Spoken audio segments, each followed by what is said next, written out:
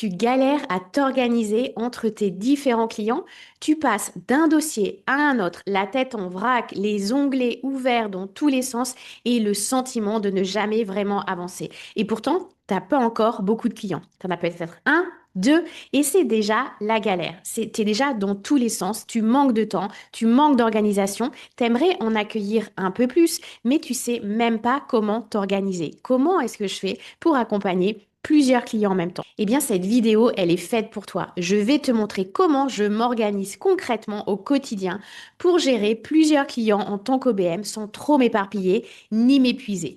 Et en bonus, je vais te donner mes astuces perso pour passer d'un client à un autre sans saturer ton cerveau. Et surtout, je vais te rappeler une chose essentielle que beaucoup d'OBM oublient complètement tant elles sont dévouées à l'accompagnement de leurs clients. Reste bien jusqu'à la fin. Je m'appelle Amélie Martineau et je suis duopreneur. Duopreneur, c'est le terme que j'utilise pour désigner le métier d'OBM, d'Online Business Manager, depuis 2018.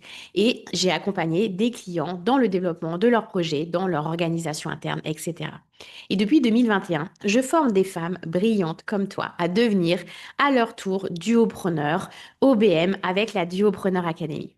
Allez, on rentre dans le vif du sujet. Comment on s'organise en tant qu'OBM quand on travaille en mode fractionné, c'est-à-dire avec un temps réparti entre plusieurs clients qu'on accompagne la même semaine, le même mois. La première chose vraiment sur laquelle il faut que tu travailles, c'est de choisir ton rythme à toi. Avant même de parler planning ou outils, pose-toi une vraie question. Combien d'heures par semaine tu es disponible pour travailler? Parce que, évidemment, tu vas tout de suite comprendre, si tu as 10 heures par semaine à offrir à tes clients, c'est pas du tout la même organisation que si tu en as 30 ou 40. Et puis, du coup, il faut être réaliste. Il faut que tu prennes en compte ta vie perso, ton énergie, tes projets à toi et aussi que tu détermines le type de collaboration que tu veux avoir. Est-ce que tu veux travailler pour des clients sur des missions longues et transversales où tu vas superviser le business de ton client à 360 degrés? Dans ce cas, tu vas pas pouvoir gérer plus de deux ou trois clients max en même temps, sauf si tu travailles beaucoup d'heures. Ou est-ce que tu veux travailler plutôt sur des missions qui vont être plus courtes, plus ponctuelles, plus restreintes, où tu vas pouvoir évidemment gérer plus de clients en simultané, mais avec une organisation du coup en béton, parce que qui dit plus de clients dit plus de va-et-vient entre chacun des clients. Donc, en fonction de ce choix, il va y avoir évidemment une incidence directe sur ton emploi du temps, sur ton organisation, sur le nombre de clients aussi que tu vas pouvoir accompagner et les moments que tu vas pouvoir dédier à chacun de ces clients. La deuxième chose que j'aimerais te partager, c'est un truc qui a changé mon efficacité, c'est de travailler en bloc de temps, d'accord? Quand tu travailles avec plusieurs clients, faut vraiment éviter de passer sans cesse d'un client à l'autre, d'un sujet à l'autre. C'est totalement contre-productif et épuisant sur le long terme. Le secret, c'est de travailler en bloc de temps. Donc, tu vas avoir des blocs par client et à l'intérieur de chacun de ces blocs, je te conseille d'avoir des blocs par type d'activité. D'accord? Parce que ta manière de travailler, ta concentration, ton énergie, c'est pas la même si tu vas travailler sur des réunions où tu es en interaction, sur des tâches plus opérationnelles, sur de la planification où potentiellement tu as besoin d'être dans le flux ou dans une vision stratégique où tu as besoin d'être concentré sur des plus longues périodes. D'accord? Donc, c'est plus facile de rester concentré sur un seul sujet. Le multitâche, vraiment, c'est pas toujours une bonne idée en termes d'efficacité. Moi, personnellement, j'utilise Google Calendar avec une couleur par client, d'accord? Et je paramètre toujours mes blocs privés en premier, mes créneaux pour ma famille, mes activités perso. Sinon, ça passe à la trappe. Vraiment, on est tout le temps en train de vouloir aider nos clients. Donc, il faut vraiment mettre tes créneaux perso et les bloquer en premier. Sinon, ils vont zapper. Peut-être pas cette semaine, peut-être pas toutes les semaines, mais au fur et à mesure que tu auras de plus en plus d'activités, ils vont zapper. Donc, mets-les et ne les change pas. Et attention aussi, il y a quelque chose que je veux que tu notes quelque part. Donc, c'est le moment de prendre un stylo, un carnet ou de prendre une note sur ton téléphone.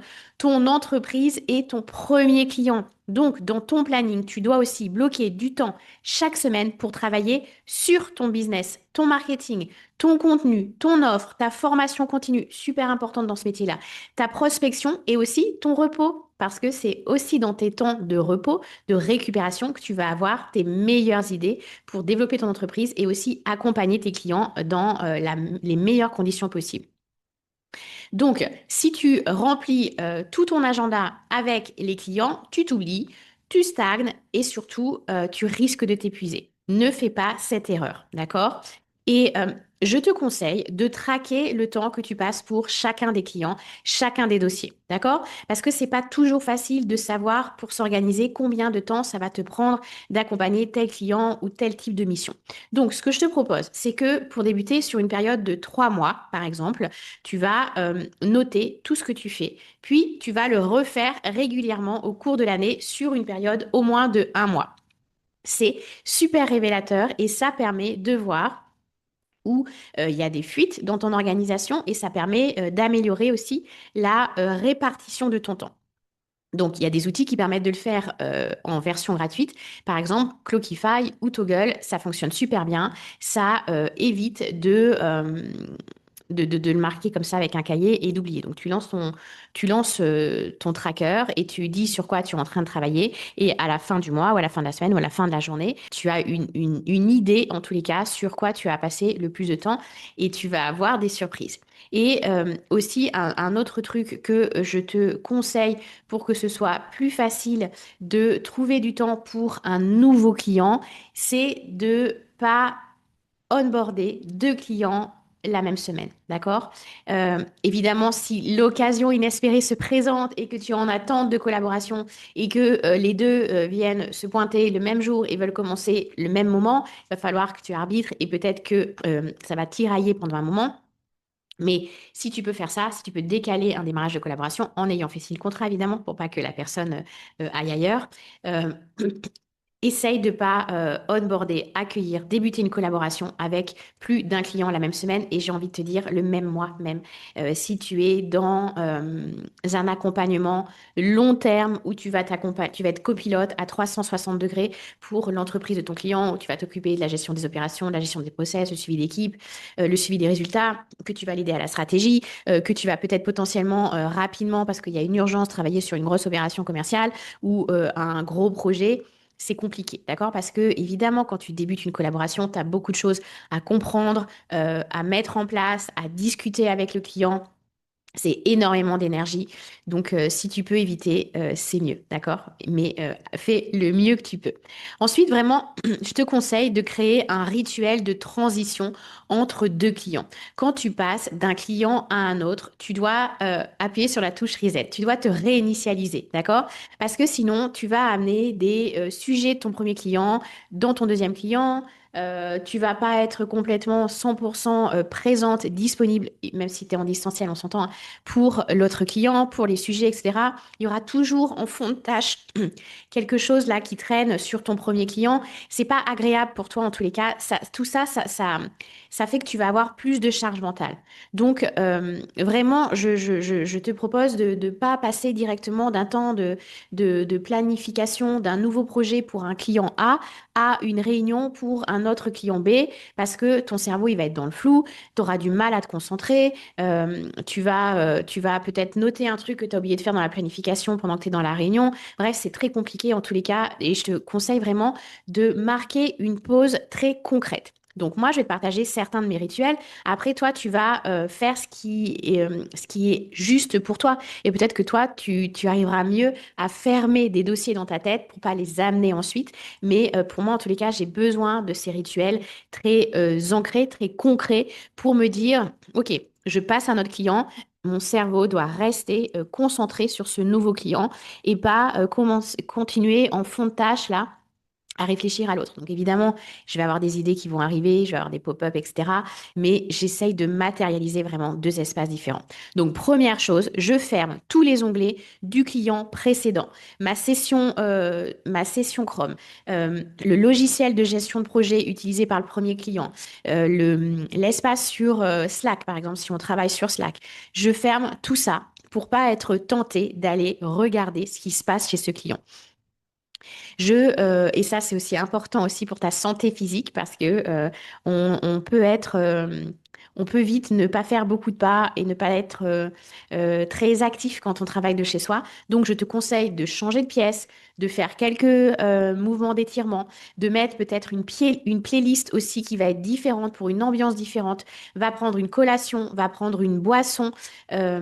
Parfois aussi, j'aime bien prendre l'air 2 minutes pour marquer la transition ou envoyer un petit message personnel à quelqu'un pour prendre de ses nouvelles, vraiment pour casser ce je passe un client, je prends pas ma respiration, je vais directement sur notre client, parce que c'est compliqué sinon de faire des transitions saines.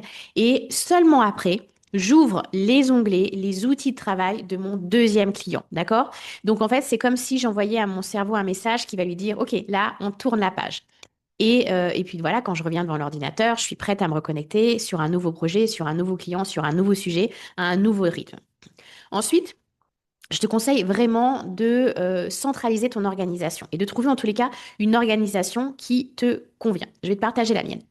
Moi, je travaille dans les outils de mes clients pour le suivi de projet, qu'ils utilisent Asana, ClickUp, Notion, peu importe, selon ce qu'ils utilisent, je travaille uniquement sur leur logiciel de suivi de projet. Quand je suis pour un client, je vais sur son logiciel de suivi de projet et quand je pars de travail de ce client, je ferme et je débute pour l'autre client son suivi de projet. D'accord? Et j'organise dedans toutes les tâches, les miennes et celles de l'équipe. C'est plus simple au moins parce que tu t'éparpilles pas, tu ne sors pas des infos de l'entreprise de ton client et tu as un environnement de travail bien défini d'un client à un autre. Et puis ça t'évite de dupliquer, de faire communiquer différents outils, d'avoir peut-être des doublons à droite à gauche. Vraiment, moi, je trouve que c'est compliqué. D'accord? Et à côté, je garde mon outil propre, mon outil perso, pour savoir sur quelle tâche, quelle mission ou quel sujet je vais mettre mon focus sur ce bloc de temps que j'ai déjà dédié à ce client-là, à cette activité-là. Donc moi, clairement, quand je suis dans les blocs de temps qui sont dédiés à mes clients, je n'ai pas de logiciel de gestion de projet à moi, où je dupliquerai peut-être les tâches qui sont sur leur logiciel de gestion de projet. J'utilise mon Google Calendar où je mets aussi, je te rappelle, mes blocs de temps par client et par type d'activité. Et je mets brièvement deux, trois indications dans le descriptif du bloc de temps prévu. Puis ensuite, quand je suis dans ce bloc de temps, je me reporte au suivi de projet sur le logiciel de suivi de projet de mon client en question pour avoir les détails et pour suivre l'avancée. D'accord? J'espère que que c'est clair. J'utilise que Google Calendar où je mets mes blocs de temps pour mes clients, le type de tâches que je veux faire dans ce bloc de temps, soit des réunions, soit des temps de réflexion, de planification, etc.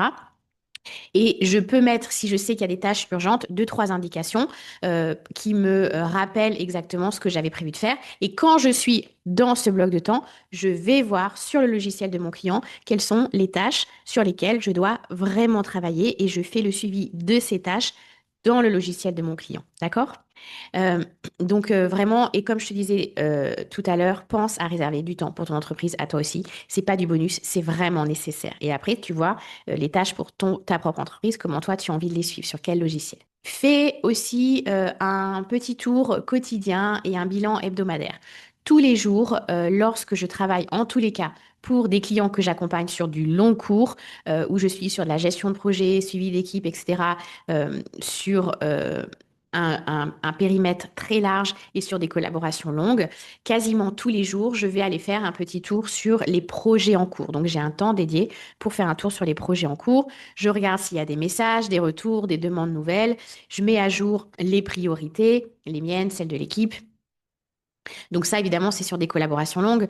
Toi, quand tu vas être sur des collaborations plus ponctuelles, tu vas pas aller tous les jours parce que tu n'as pas besoin d'aller tous les jours. Tu vas avoir dédié des blocs de temps sur ton agenda qui seront plutôt des temps de production, de réflexion, de planification et pas des temps où tu vas juste checker si tout le monde va bien. D'accord? Et en fin de semaine, ou quelquefois le lundi matin, je fais mon bilan par client. Qu'est-ce qui a été fait? Qu'est-ce qui reste à faire? Est-ce que tout est bien à jour dans les différents bords de projet? Est-ce que j'ai bien répondu à tout le monde? Et j'envoie aussi un petit récap à mon client pour m'assurer qu'il sache que je suis au taquet. Donc, je ne lui envoie pas spécialement sur sa boîte mail, mais je dépose dans un drive commun ce que j'ai fait dans la semaine. Je demande aussi à l'équipe de faire la même chose. Euh, Ça permet de ne pas oublier ce qu'on a fait et ça permet aussi de justifier la valeur de ce qu'on a fait. Donc, parce que, en fait, comme on est sur des tâches qui prennent du temps, qui nécessitent beaucoup de réflexion, c'est important qu'ils sachent sur quoi on a réfléchi ou sur quoi on a pu avancer. D'accord? Et j'ai toujours dans ma semaine un créneau de temps de rien. C'est un créneau vide. Chez moi, c'est le vendredi. C'est un moment que je garde vide exprès sur ma semaine, un bloc de temps vide, pour rattraper un retard ou, si ça arrive, juste respirer avec un peu de chance quand tout se passe sans accroc durant la semaine. Mais je dois t'avouer que je dois avoir besoin d'aide aussi dans l'organisation, parce que ce temps de vide, il est rarement du vide et je passe quand même beaucoup de temps à rattraper ce que j'ai pas eu le temps de faire. Donc ça, voilà, ça dépend des semaines, c'est pour certains clients ou pour d'autres.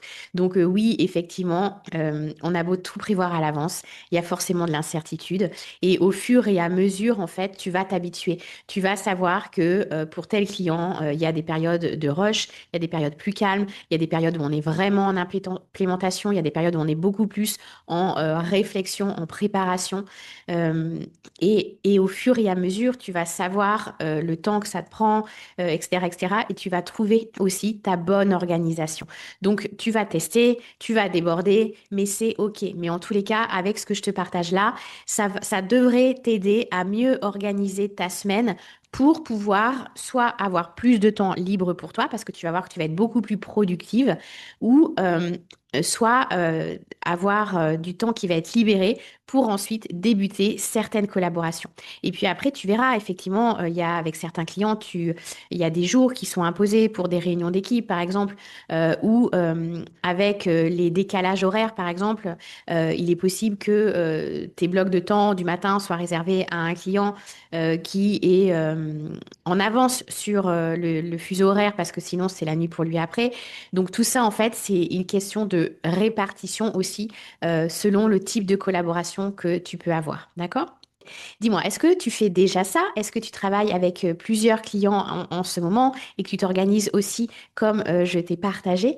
Viens me le dire en commentaire. C'est quoi aujourd'hui ta plus grosse difficulté d'organisation? Je lis tout et je réponds à tout le monde. Si tu sens que tu es un peu perdu dans ton organisation ou que tu veux poser un cadre clair pour bien démarrer tes prochaines collaborations et mieux structurer en tous les cas ton activité, je t'invite à réserver un appel bilan avec moi. On verra ensemble si la Duopreneur Academy est faite pour toi. Vraiment, la Duopreneur Academy, c'est un accompagnement sur mesure pour t'aider à poser les bases, créer tes offres, trouver tes premiers clients, te sentir légitime en tant qu'OBM et bien servir tes clients aussi. Ça, c'est super important car on va t'accompagner dans le démarrage de tes premières collaborations. Le lien est juste là dans la description. Et puis, si cette vidéo t'a aidé, abonne-toi vraiment à la chaîne Duopreneur pour ne rien rater. Like la vidéo pour soutenir ce contenu et partage-la à une amie OBM que ça pourrait aider. Merci d'avoir été là jusqu'au bout. Prends soin de toi, prends soin de ton business et tu verras avec un peu d'organisation et de pratique, tu vas sortir de ce sentiment de trop de choses en même temps. À très vite.